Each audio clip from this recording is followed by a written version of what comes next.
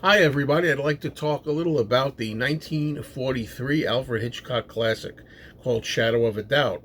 Many years ago, I caught a lot of this on television. I thought, this looks really good. I got to track this down and see the whole thing. Well, finally, that day came. And I have to tell you, I've seen a good amount of Alfred Hitchcock films at this point. I'm missing a lot of the early ones that I need to get under my belt.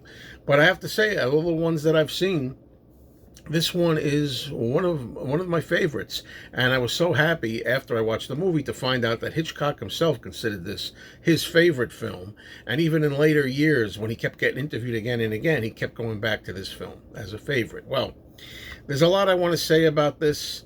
It's kind of ahead of its time, I think, and I'll get to that if I remember at the end. Okay, it stars in the two leading roles Teresa Wright and Joseph Cotten. Joseph Cotten is impeccable in this movie. He is great. And he actually plays Charlie, a man who is very likable, very intelligent, very, very orderly. And in the beginning of the movie, he's kind of relaxing in a hotel room somewhere in New Jersey. And he finds out that there are two detectives that want to speak to him who are on his trail. The detectives are played by MacDonald Carey and Wallace Ford. And when he starts getting wind of this, Charlie decides that he'll go hightail it off to visit some family in a very small town, Santa Rosa, California. And when he goes there, he will be uh, shacking up with his sister, who's played by Patricia Collins, and her husband, who's played by Henry Travers. Now, they have children, and the eldest child is played by Teresa Wright, and her name is Charlotte in the story, but she goes by the nickname of Charlie. And already that's what her uncle is called. When Joseph Cotten arrives, he is Uncle Charlie.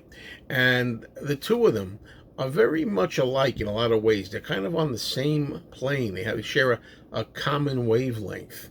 As a matter of fact, before Uncle Charlie decided maybe I'll pay them a visit in California, young Charlie was already feeling bored and humdrum and wanted to get some excitement into the life, as many young people will. So she was just considering herself writing to Uncle Charlie, asking him to pay a visit because she felt that Uncle Charlie was just a shot in the arm the family needs to liven things up a bit. Well, that turns out to be an understatement as we begin to find out, because the two detectives are also now going to be going to California. Everything's good at first, right? Uncle Charlie is very, very likable, very pleasant, and he buys gifts for the family and stuff. And then he starts to let his guard down at times. And one of them in particular is when they're having dinner, and he goes on ranting about rich widows and how they're nothing but fat animals. It turns out that there have been some murders of widows. It's called the Merry Widow Murderer case, and there are two suspects at the point, of which Uncle Charlie's one of them. So, although his niece, Charlie, really admires him, she starts to get a feel that something's not quite right with her uncle, and she finds out more and more. And of course, I can't tell you everything that goes on here, but it just gets more and more intense. And the performance also by Teresa Wright is really impressive because she's got to do so many different layers as an actress. She starts out as a typical young person that's kind of naive in some ways, just wants to have fun, just enjoy life, and then she comes down with this more and more serious as she finds out from Uncle Charlie himself that he's actually wanted in this situation. So she starts, let's just say it mounts high and high. I can't tell you what goes on here, but it just gets more and more serious as we go on with the film. There's a lot of suspense and tension, which the master Hitchcock is great at. Also in this movie is a neighbor and also a friend who's played by a very young Hume Cronin, who I think is maybe a little too young for the part, but that's just a small quibble. It doesn't bother you within the context of the story at all. You know, I say that this movie is very ahead of its time, and I'll tell you why. Because when I start watching a movie, I always like to know, first and foremost, what year was this movie made? But for whatever reason, when I watched Shadow of a Doubt, I didn't check the year. And I just thought it was a 1950s movie. In fact, I thought it like early 50s.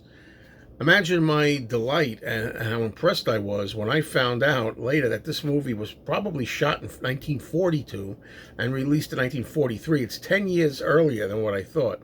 But because of the wonderful visual work, the expert cinematography, the lighting, the way shots are set up, which of course we've come to appreciate from Hitchcock, and maybe as I get into the 1930s films and such, I'll be seeing that going on even back then. But I said, wow, this is earlier than I thought it was. It's pretty impressive. And this is a moment that I'll take for this story to tell you that, I've seen a lot of movies like this since. There's a lot of movies in this kind of subgenre, the idea of where there's some kind of a relative, be it an uncle or an aunt or a sister or brother or a distant cousin, or somebody comes to stay with the family, and slowly but surely we find out this person is not who you thought they were, But I don't remember this really occurring much in the earlier days of films. I don't know if Shadow of a Doubt is the first one or one of the first, but it certainly must have been fresh back then, I have to tell you. And I can't say enough about this. The performances are top notch. The photography, the suspense, the characters, everything about this movie. It really, really hit a nerve with me, and I enjoyed it. And I'd like to know what you thought of this movie, if you've seen it already. And if you haven't seen it, I urge you to check it out, especially if you have somewhat of an interest in Alfred Hitchcock's work. Well done.